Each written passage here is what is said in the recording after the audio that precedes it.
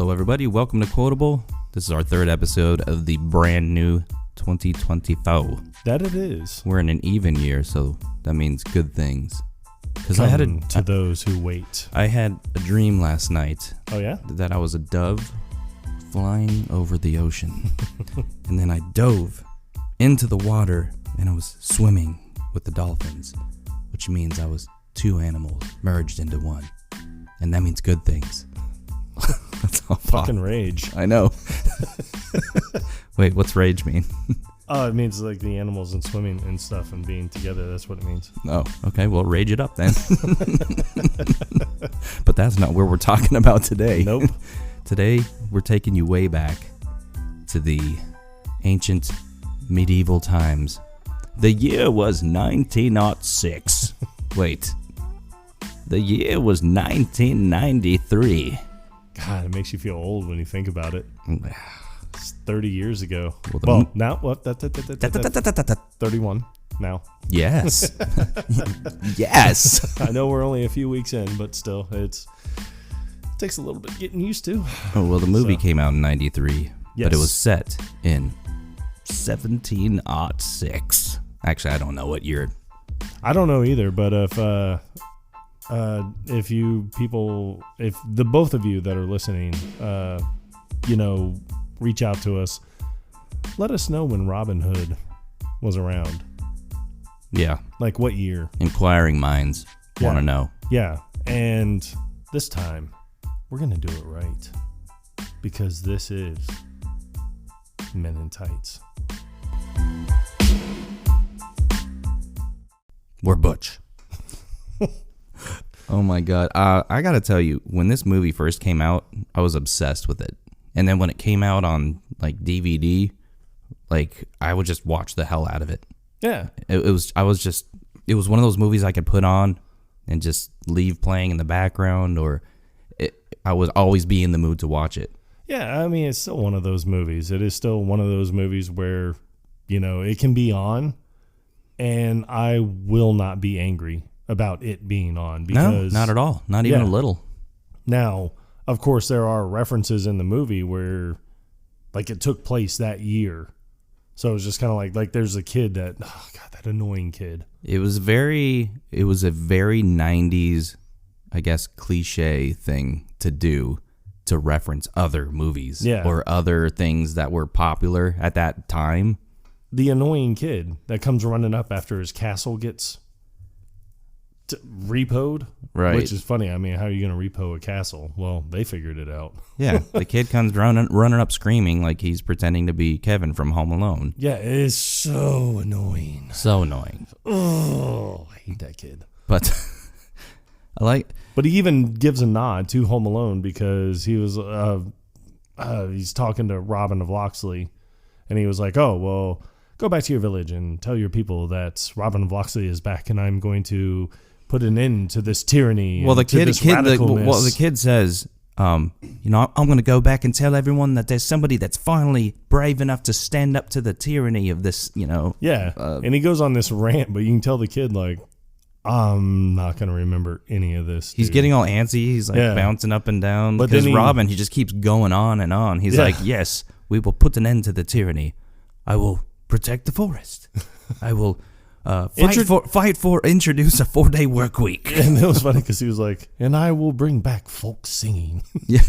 But then the kid's like, okay, well, like, all right, I got to go. But it was the way he says it. He says, if you'll excuse me, he's like, it's getting dark and I have to go home alone. I've got to go run home alone. Yeah. So, and then he screams into the camera like Kevin and just takes off again. It's like, oh, God. If only a coyote was around to eat you. What an unusual child.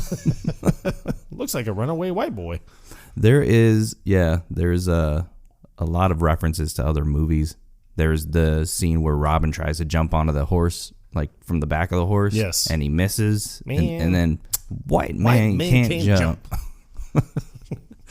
I haven't watched this movie in a while, but I almost forgot that Dave Chappelle was in it. This is like one of his earliest roles, I think. Yeah, I think he had one more movie. I'll have to look it up later, but he had one more movie, but he didn't have like a role like he had in this movie. he kind of had more like a supporting. No, it's role. not even supporting. I mean, in this movie, I would say that's a supporting role, like a co-star supporting role. Achoo. But bless you. No, that was his name. His name was Achoo. That's right. His dad was a sneeze, and his dad was played by Isaac Hayes, which May I you think rest, is great. sir. Yes. Yes. But he did another movie. It's called Undercover Blues, and he's only in it for a real bit scene. So I guess like it would technically be more like a cameo, but at the time he wasn't famous. He wasn't famous enough for it to be a cameo. Right. So, well, God, wait till we do that movie. I've never even heard of it, man. Oh, you'll love it. Will I? Just the fact that I have to say that you'll love it means that you'll love it. Oh, all right. I'll just have to take you at your word. Number 2. Look at all the movies I've introduced you to, though. That's true. Yep. You haven't steered me wrong yet. But they use a lot of the familiar Robin Hood themes in this particular film. You It's have like to. the fact that Robin was locked up, which is why he was Robin from Loxley, I think, is why. No, No, it was the town that he's from. I know. Come on. I mean, it'd be like, you know. I'm sorry. I was know. trying to impress you. It should be like Robin from jail. Robin from behind bars. But I like when he's being brought into prison and the prisoner guard, he's all like super friendly, like Middle Eastern dude, but he's wearing like a coat jacket. Yeah, with no undershirt. He's treating it like a hotel. Like, oh, this is where people want to be. Yes. Like people are dying to get in here. They're dying when they get in there too. Yeah. But it's funny. And it kills them to leave. Right? See what you did there? But he's wearing no undershirt and he's just hairy as all get out. Yeah. It's ridiculous. He's like a super friendly guy. He's like, oh, we can't let you in here without the proper attire. Yeah, and then out the fake beard. Yeah, his assistant or whatever you want to call him puts a fake beard on. He's like, oh, that's much better.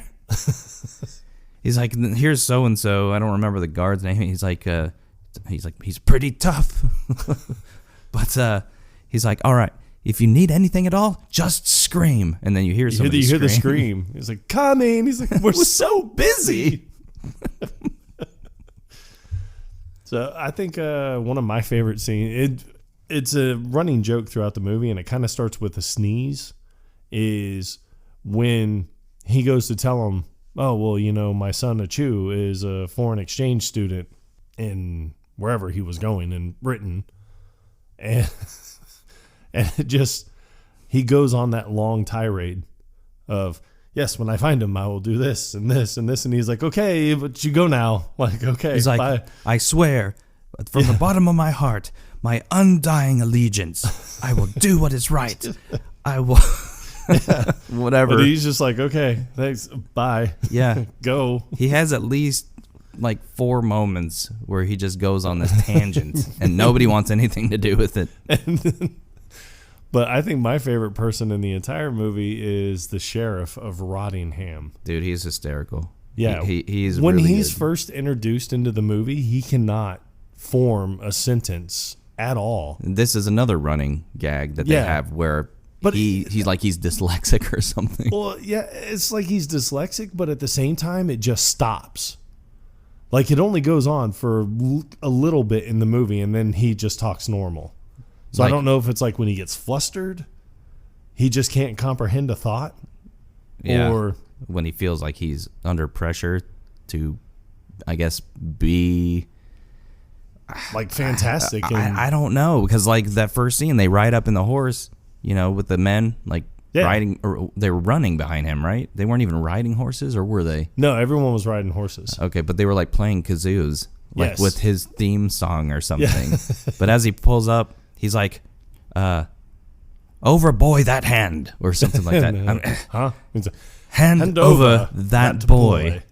And he was like, who are you? And he's like, I'm Robin of Loxley. And he's like, oh, yes, Loxley. He's supposed to be pretty handy with a sword. He just comes up and cuts the reins. So the guy, like, just kind of upside down on the horse. Yeah, he's upside down on the horse, and he was like, "Oh, Loxley, you were annoying before, but now you have really pissed me off." So, but then he has another moment. I'll pay for this. Yeah, I think that was it. Yeah, and he's like, "You'll pay for this." But I like he tells the guards. He's like, "That's it, kill him." But he walks up and just holds his sword to his throat, and he's like, "You know what? Second thought, everyone hold on. Change my mind. Change my mind. It's okay." It's like, we'll be back some other time. So he sends him on his way. Watch out for the big rocks. I do like a Choose line when he says, "Man, if I was that close to a horse's wiener, I'd be worried about being pissed on." Yeah. He did have some good lines. I'll give him credit. But it's funny. And I think this is another thing that they had a tendency to do in 90s movies. When it was supposed to be based in a different time, they would use modern references or modern way of speaking. Yeah. So it's like, here's your reminder that we are not actually in that time. Yeah. And that's a very good, kind of like a segue into Prince John's character, because that's kind of how he is. He speaks very modern, as if it was like in the 90s. He does. When Robin shows up at the big banquet or the dinner with the wild pig. Yes. And he throws it down. This is a wild pig. Yeah. You're a wild bull. Yeah. Or that is a wild bull. Yeah. And when he throws it down on the table and the sheriff is, "Oh, you've killed a wild boar?" And he's like, "No, this is a wild pig." And points at Prince John. He's like, "That's a wild boar." And he's like, "Funny. Very funny." But when the fight sequence happens and the guy like crashes onto the table right in front of Prince John, he just stands up and he's like, "Yeah, check please, right here, table 1, okay." But that was another moment where the sheriff minces his words and he's like, "Illegal, it's pig, kill, wild, forest, it." I mean, yeah. "It is illegal to kill a wild pig in the king's forest." Well, isn't it also illegal to sit on the king's throne and usurp his power while he is away? I wasn't prepared for back talk. Right. Allow me to sit down. That scene where he comes in and meets the two of them for the first time, yes, it is funny because then he meets Maid Marian. Yeah. Who is so hot. I know. Amy Yazbek, you are a treasure among men. Oh my God, she is. And this is an observation that I made earlier when we were watching it, is Robin sits on the table where they've got the whole spread, like the banquet, all this food and everything, and he grabs her by the hand. And if you look at the sheriff in the background, his face gets all contorted. And it's just progressively getting more heated. You can tell he's getting like jealous. And he's like, you can't stand for it because he wants her. Yeah, well, in that scene, what's really great is Prince John actually makes it worse. Because he was like, he's a smoothie. He's very smoothie. He's definitely a smoothie. And I think that pushes the sheriff even farther into it. Like, oh, God, this guy. Oh, this guy. Yeah, and this is what used to be one of my favorite scenes. Like, remember watching it as a kid when the sheriff challenges Robin to a duel, and they had the routine. You take your glove off and you slap the guy across the face, and that's like, okay, this is the challenge. But then Robin, because he doesn't wear gloves, he finds one of the metal knight's gloves. Yeah, and I want to find the knight who just left that laying right on the banquet hall table. Who does that? Oh gosh, dang darn. This glove's getting heavy. Better take it off and set it right here on this table. My hands are getting all sweaty. Oh, that's better. So much better. It's like you're walking around looking for a knight that only has one glove on. Where's the other glove? Wait, where's the hand? Where's Tom Hanks when you need him? He takes pictures of random gloves. That's right, he does. That are just lost in space and time. But, yeah, Sheriff gets hammered across the face with a metal glove. Yeah. He's like, that's it. He's like, I challenge you to a duel. Just me and you, mano, mano, man to man, just me and you, and my gods.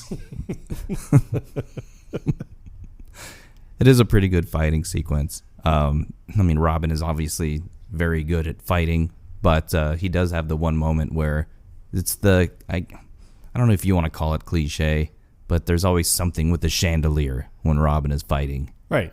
It's well, like, I think that was a big thing back in 16, 15. There were just chandeliers all running willy-nilly, so they had to be used to any capacity that you could find. There was always a rope that was just conveniently placed. Yep. Where you can just swipe it with your sword. I know. I have ropes running willy-nilly through my apartment. What they go to? I have no idea. Don't hit it with the sword. I don't have a sword. Yet. I had a sword once. Yet. And there it is. Oh my God. What? Yeah, I know. New Year's Day, huh? All right. Well, I'll tell you one thing. I didn't start New Year's Day hungover, and I'm glad about that. Oh, neither did I. I just never quit drinking. Oh. So that's the key. Yes. And then, honestly, I think the best introduction that I have in this entire movie, by far, has to be when Robin meets Little John on the bridge. The bridge over the little creek. Yeah.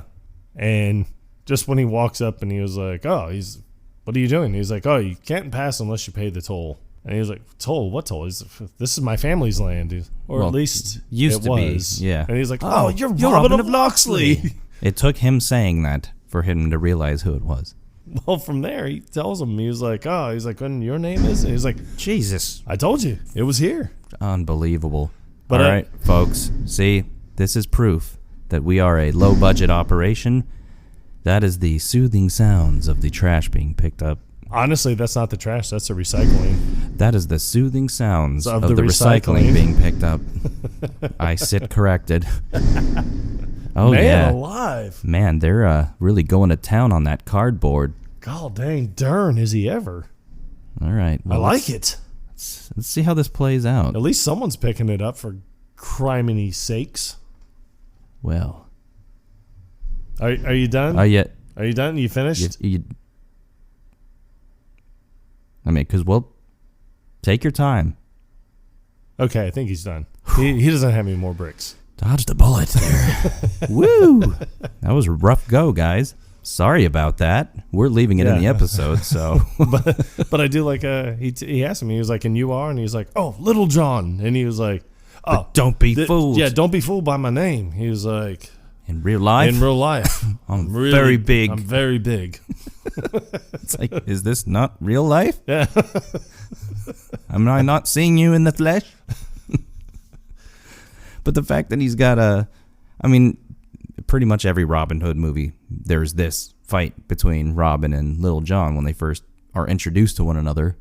And they have to fight with the big sticks. Because it's always, Robin comes back and he's been gone forever, but people have taken over I guess that part of Sherwood Forest is what you would call it. Shit's gone down. It's always someone that's against Prince John, because Prince John, in the absence of his older brother, King Richard, is kind of running amok. That's because Prince John is big douchebag.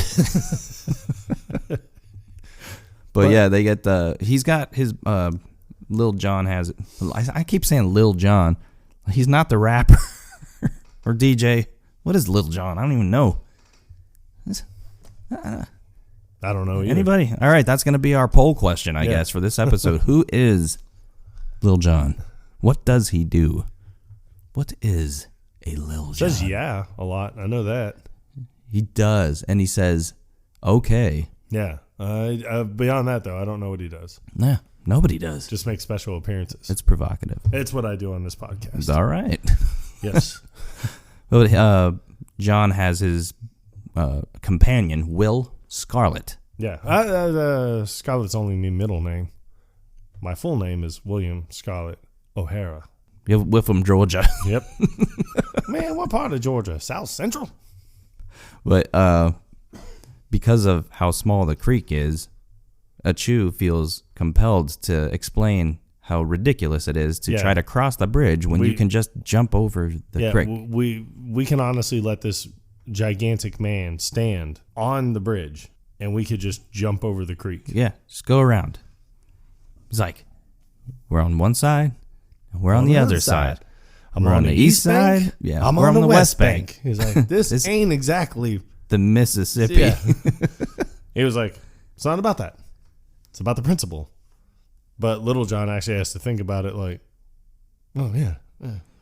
He's like, well, that's the thing. It's like, since Prince John has taken over, it's like, we got to make our money, basically. Yeah. He's like, if we don't get our tolls, we don't get no rolls. I made that up myself. So proud of it. But I do like the fighting sequence with the sticks, because the sticks keep breaking in half. Yeah. Until it gets to the point where they're just little, like maybe 12 inches left, approximately. About that. But I like when John, he holds it up to his ear and he like shakes it like there's something inside. See, and this is one of the things that I've talked about often. That little thing right there, like he just holds it up to his ear and shakes it like he's going to hear something like, oh, what's left of this? It's little things like that, to me, that make a scene or a movie even funnier than it was in the first place. It's just like, one, it's pointless. It's really pointless, yes. But two, it makes you look more like an idiot than anything. And the people, like the two of you that are listening, I don't know if either of you know me, like in real life, but I am an idiot. In real, so like shaking the stick is probably something that I would do, not even thinking about it. but someone would probably turn around to me and be like, "You just shake that stick up to your ear." I'd be like, "No, no, I saw you. Like you literally had the stick." No, I didn't. At your, I don't know what you're talking about, man. But I like Robin gets the best of Little John and he falls into the creek. The creek, yes. Which is probably like 2 inches deep at best. I'm drowning. Help me. I can't swim.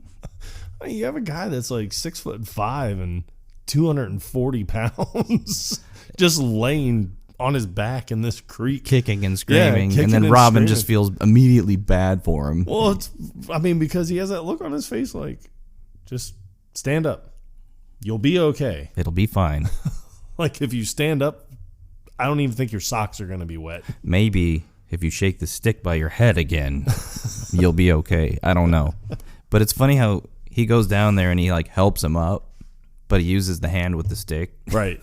So John has to grab him by the arm. It's like, oh, thank God. But he did introduce Will Scarlett O'Hara. He's like, he's my best friend. Yeah. But after he gets up out of the creek, Will's just standing there laughing like, look at this guy. My buddy's an idiot. Hey, everyone, that's my buddy. Oh, man, I think a lot of people will find that Blinken is the funniest character in the entire movie. Blinken is quite memorable, especially when he's introduced, because the whole castle, Robin's castle, is getting hauled off. Yeah, it's getting repoed. Who does that? Just drag a castle away. It's no longer yours. He's just sitting on the toilet. It belongs to the government. Yeah, he's reading his Playboy. Yeah, ye old Playboy. Yeah. But it's like supposed to be Braille, but it's like just a 3-dimensional nude woman. And he's like cusping his arm, like his hand under the boobs. I do. When Robin comes up and he was like, Blinken, he was like, Master Robin. He's like, be right out. Gets up off the toilet and he's like, he goes to grab a door that's no longer there, runs into a statue and he's like, I swear there was a door there. And he's like, Master Robin, but it's a statue with no arms. He's like, you've lost your arms in the crusade. But grabs the statue's boobs and he's like, but you grew some nice boobs. It's like, no, Blinken, I'm over here. So he starts talking to him and he was like, oh, if only your father was alive to see you today. And he was like, What? He was like, my father's dead. And he was like, yeah, died. He's like, and my mother? And he's like, died of pneumonia, but while you were away at the Crusades. And he's like, my brother's just killed by the plague. Yep. He's like, my dog, Pogo? It's like, run over by a carriage. He was like, my goldfish Goldie, eaten by the cat. My cat? choked on the goldfish. It's just, he can't win. Isn't it good to be back, sir? Yeah, so good. I do really hope that going back to the very beginning of the movie, when after he leaves his sneeze and he just runs off into the bay and just starts swimming. Like he's swimming from, let's say, Germany or wherever. No, it was somewhere in the Middle East, starts with a K, and I cannot think of the name of it, but it says it puts it up on the screen right at the beginning. Kilistania. But shit. Yeah, but he swims all through these channels and canals and everything and ends up on Britannia. But where it shows him coming up on the beach, honestly, I didn't know how much Britannia looked like Southern California. But there is a big sign, like the Hollywood sign, that just says England. I hope that sign is still there to this day. I just want to go up and down the coast looking to see. Yeah, because there are some cases where after a movie is done being made, depending on how big the set is or how elaborate, sometimes they'll just leave it. I mean, what else can we do? Clean it up? What are we going to destroy it? I mean, please, come on. All those man hours. And then I think another good scene. Let's see here. What's one of your most memorable scenes? I like when, Mel Brooks has to be in every one of his movies. Yeah. And I like his introduction. You know, he comes up on that horse-drawn cart filled with the horses kind of moving like sideways, and he was like, look at the way you're walking. You got into the Sacramento wine again, didn't you? Yeah. It's a forshuken, or however they talk. But so at this point, Robin has already gotten together a bunch of men from the village who are wanting to stand against the tyranny of Prince John, and so Mel Brooks' character, which I don't even know if they has said his name at all. I was just Rabbi, I think. I don't think they refer to him really as anything else. Yeah, he's a moil, and he's also the purveyor of sacramental wine. Right. And Robin and his merry men. Perhaps you could share your wisdom and your knowledge, and perhaps some of your wine. It's like, wisdom and knowledge I can do, but the wine is sacramental. It's used only for blessing. No, he's like, but and he was like, but I mean, look around. There are trees, there are rocks, there are birds. Well, bless them all. But when they're questioning him, like, what's a moil? I've never heard. What is a moil? What is that profession?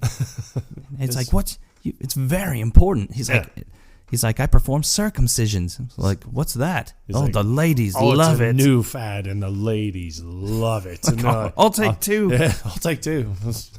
So then he demonstrates it, but I do like everyone's like, I don't know about that. And then because he pulls out this little mini guillotine, and he has a carrot just for demonstration purposes, I'm guessing. He's like, you just take your little thing and you put it in the little hole and nip the tip. But I do like a chew, because he tells him, he was like, I already got mine. Yeah, I forgot. I already did it. Yeah.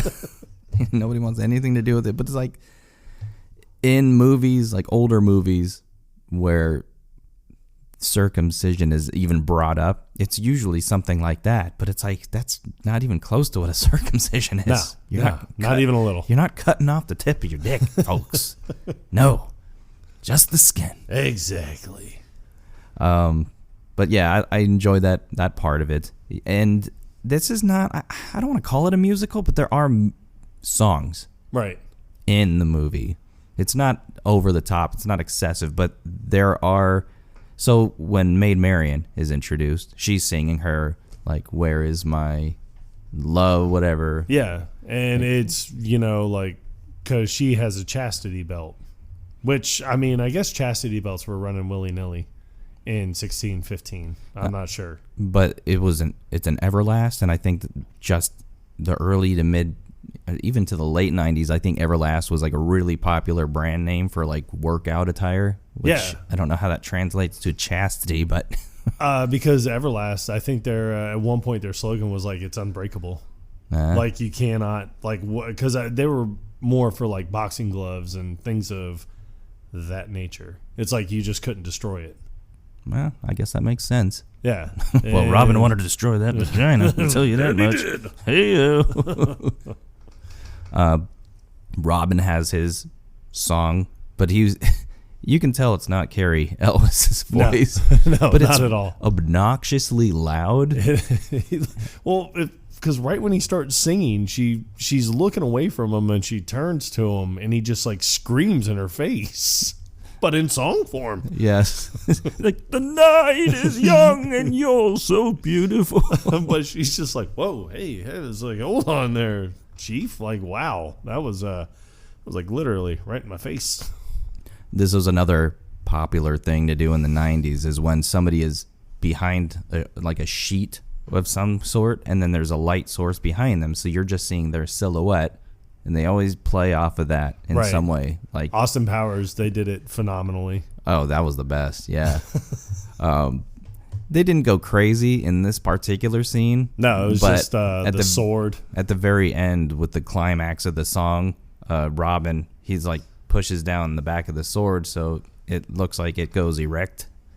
So it looks like his shaft. All right, everybody, get your mind out of the gutters. Yes. This is a PG episode. But what's funny is, like, the entire time he's singing, it's like his merry men are all joining in. And it's like he doesn't pay attention to that the entire time. No. But when they start applauding at the end, and they're sitting in like booth, like in like almost like stadium seats. And then he pulls back that white sheet and he's like, what the hell? You've been here this whole time? And then they see that it was just his sword and they're all, aww. I do like Broomhilda. She is a funny character. She is. And you would recognize her if you ever saw A League of Their Own. Yeah, and other movies of that nature. Yes, mostly A League of Their Own. And other movies of that nature. Okay. Agree to disagree. But she's supposed to be like the German like housemaid or something. Right. And her job is to protect the virginity of Maid Marian. And she's protecting way more than that. Right. She's taking her job way too seriously. Yeah, I mean, like, not even a kiss. Not even like when Robin... Blown kiss. Yeah, like when he breaks out of the castle after the big fight at the feast and he blows her a kiss, she just like catches it right before Maid Marian can accept said blown kiss, which is not real. Yeah, I like the opening scene with Maid Marian where she's taking the bubble bath and then she stands up and you see the chastity belt and everything. Right. And she's just looking fantastic. As always. But then Broomhilda is like worried about, you get to get dried off. You're going to catch your death of cold. Which, that is a horrible German accent. These castles are so drafty. Just turns the gas on for a fire, and as soon as the flame comes up, she's like, "Oh, nice and toasty, much better." What?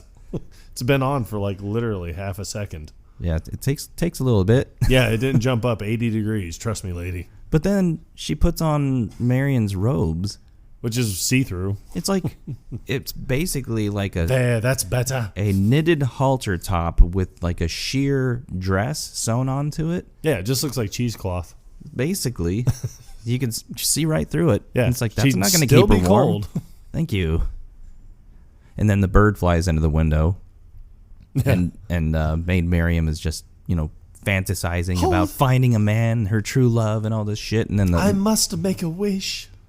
The wish upon wish, the dream upon dream, that one day I will find the one who can steal my heart, or what? That holds the key to my. And she looks down at her chastity belt and she's like, hot. But then the bird flies off, and then Broomhilda, she's like, oh, the bird made a little poo-poo. But it's like, there is no poo. No poo at all. Not even a little. Not even a lot. Of course, there's the archery scene where the merry men have to, well, not all of the merry men, but the main ones, Blinken, and Nod. Yep. Blinken, Little John, Will, and they're all dressed like women. And this has always been like one of the funny lines in the movie to me is when, because Blinken's blind, right? And they should have had somebody help him get dressed as a woman, and they obviously had to put something in their chest to make it look like they had boobs. Yeah, but the boobies. Blinkens are like vertical. You look like a blooming Picasso. Yeah, I think Will said it. He's like, hey, Blinken, fix your boobs. You look like a bleeding Picasso. And he like feels him. He's like, oh, crap. But it's funny because he doesn't really adjust, but he just starts punching one to like get it over to the other side. But we made an interesting observation here. It's like nobody really understands the rules of the archery contest. No, the archery contest doesn't make any sense. So at first it starts off where you have like 7 or 8 guys that shoot at one target. So they shoot at one target, and then the guy's like, all right, there are 2 arrows in the bullseye. He's like, all right, well, the 2 that hit the bullseye, you can stay. Everybody else, bugger off. So everyone else has to leave. And it's just an old man and, I guess, an assassin that was hired from the mob. Played by Dom DeLuise. Well, the assassin isn't Dom DeLuise. He's Dom DeLuise He's is Don like, Giovanni. Yeah, and he has this guy. He has henchmen. And then the other guy who looks like Clint Eastwood. Yeah, but doesn't speak because he lost his tongue. But he looks exactly like Clint Eastwood. He does look exactly like a young Clint Eastwood. Yeah. We'll go there. 93 Clint Eastwood. It is Clint Eastwood? No, it's was. Not. They couldn't afford him. Was. Oh, yeah. No. Clint Eastwood is an American actor, director, producer, writer. Yes, this is our new thing and now. all just phenomenal all-around human being. Yes. I've heard that. No, this is the new thing where if an actor or actress, celebrity, any person of interest is actually still with us still among and us. Not resting. Yes, it is yes. Not was. Yes, so the perfect example would be like Betty White was an American actress. She was. Right now, Clint Eastwood, as of right now, I haven't heard anything different. Clint Eastwood is. So Matthew Perry was an American actor. Yep. And he stole our hearts. May you rest, sir. May you rest. Chandler Bing. Yep. Anyway, but that's neither here nor there. Back to these men in tights, because they have to get out of the dress. The dresses, man, let's get out of these ladies' clothes. Get into our tights. I like when they do the training sequence and they've got to get everybody in uniform. Oh, so they're passing out like the vests and the shirts and everything, and then they get to the tights and it's like, get your pantyhose. You got Echu, and he's handing out the tights that are in these giant like eggs, like they're the that's how pantyhose. Yeah, that's how pantyhose come.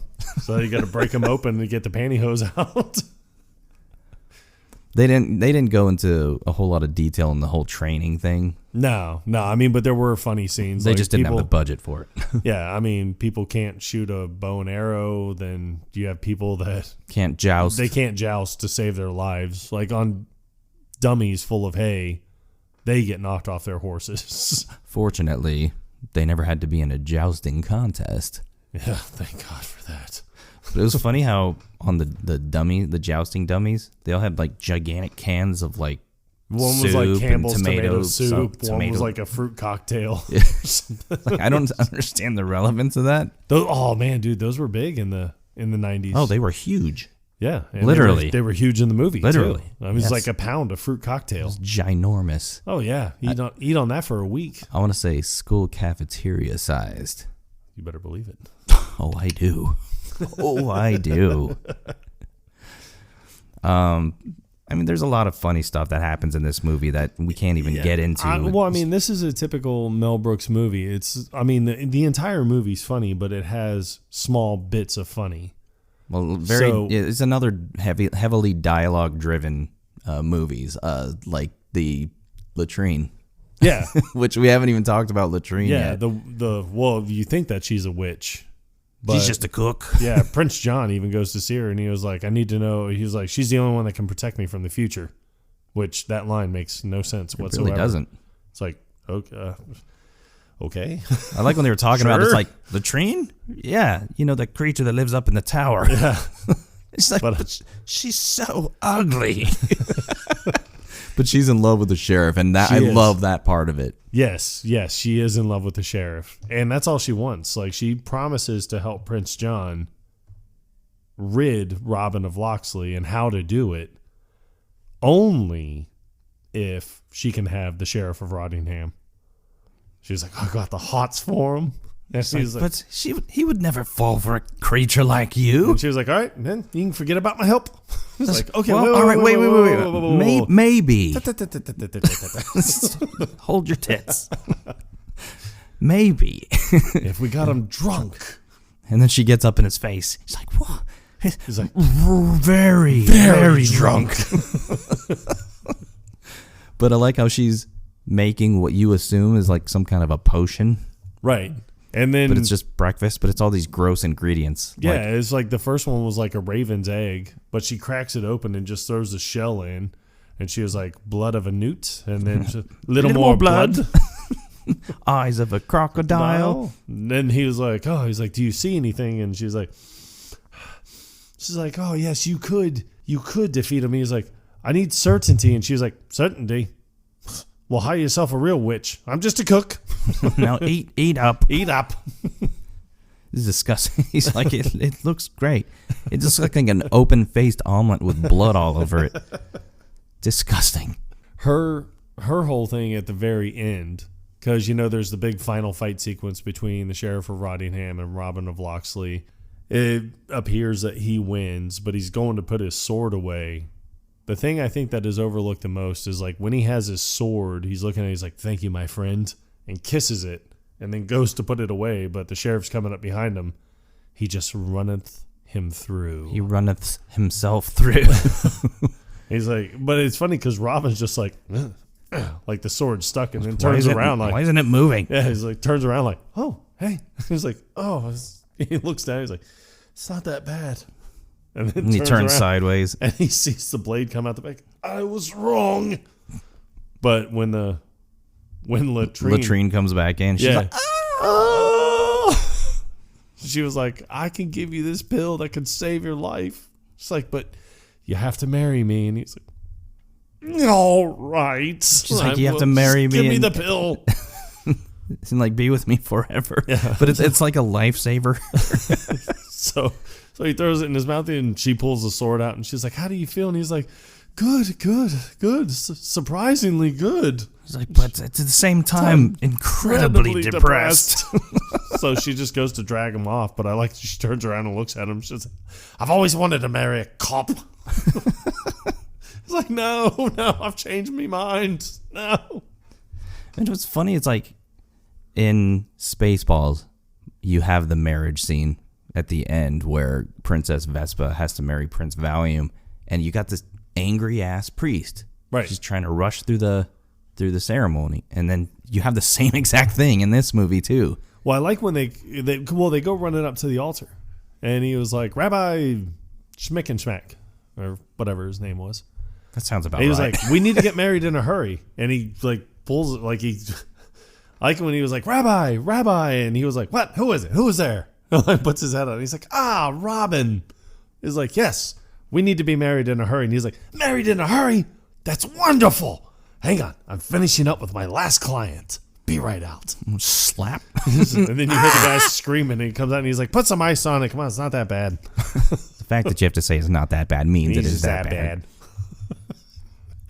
So then he goes to marry him, and he's just like, Maid Marian, do you? She's like, yes. It's like, Robin, do you? He's like, yes. I pronounce you. And he's like, unless there's any objections, I pronounce you, man. And then you hear, I object from the one and only King Richard. Sir Patrick Stewart. Of course. And he tells him, he's like, why do you object to this marriage? And he was like, because I have not properly kissed the bride yet. And he was like, it is tradition, and it is my duty as king. So he kisses her. Yeah, he plants a big one on her. Oh, it's more than a big one, sir. Oh, yes. I think she probably reevaluated her situation afterwards. Like, I don't know if I'm marrying the right guy. And this guy's a king. You're just Robin. Of Loxley. But it's like Loxley and Bagel. So they're perfect for each other.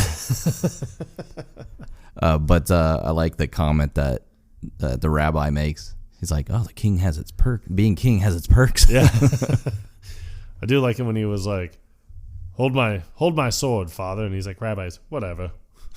And then kisses her, and then he goes to get back. He was like, "Here's your knife." And he's like, "Sword." And he's like, "Whatever." But then there's the whole thing with the key. Right. That doesn't turn. No. So it's like it. And Robin apparently had the key the whole time throughout the entire. He got it at the very beginning. It was a gift from his father. Yeah. It was a locket, and inside the locket supposedly holds the key to the greatest treasure in all the land. And there's that scene where him and the sheriff are fighting, and I think that's when it breaks free and then shatters on the ceiling, and then the key just happens to fall right into the lock on her chastity belt. Yeah. But it's like all this other stuff. It is the key to the greatest treasure in all the land. Yes, Marion's vagina. Yeah, but it's funny because she was like, "Oh, Robin, I knew when I first met you, you were the one that held the key to this." It's like, because it fits perfectly. It's not the size that matters. It's how you use it. But what's funny is like all this other stuff happens after that key goes into the lock, and that key just stayed there the entire time until the very end. Like even in the credits, because you don't even see him attempt to turn it until the end credits. Yeah, and you don't even see, like, he does attempt to turn it, but it's like panning out from the castle. Like it cuts away to the castle and it's panning out. And it's like, Marion. And he's like, Marion. She was like, "Yes." And he was like, "About the key." And she's like, "Yes." And he's like, "It doesn't work." Open. And she was like, "What?" Oh, call the locksmith. Calling the locksmith. Call the locksmith. Call the locksmith. Yeah, it's such a good movie, and I mean, like I said, I hadn't watched it in a while, and watching it again, it just brings back all those memories. It does. I mean, funnier times when you could make fun of literally anything and everything. Yeah, there's some jokes in there that probably wouldn't stand today, but then again, I mean, it's Mel Brooks, and he liked to push the envelope. Yeah, and I mean, he did that in every single movie that he ever made.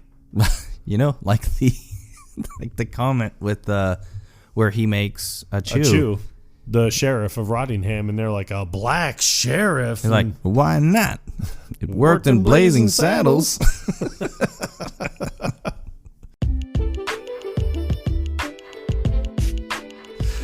But that's Men in Tights, everybody. Yes. They roam around the forest. Looking for fights. They're men. They're manly men. They're butch. But if you haven't seen it, as always, go check it out. Yes. It's on Max. Do yourself a favor. It's on Max for free. That it is. Well, if you're paying for the subscription. If you're paying for Max, then it's on there for free. Yes, just don't ask Alexa, because she will always tell you to go to Prime. And Prime is going to charge you for it. Yep. But third episode in, man. Yeah. We're on a roll. Feeling great. Feeling good. I'm okay. But at the same time, incredibly depressed. Well, I hope you enjoyed this one, because we always enjoy bringing it to you. Yep. Nah, I mean. Oh, I know what you mean. All right, with that being said, until next time, Quotable Podcast out. Yes.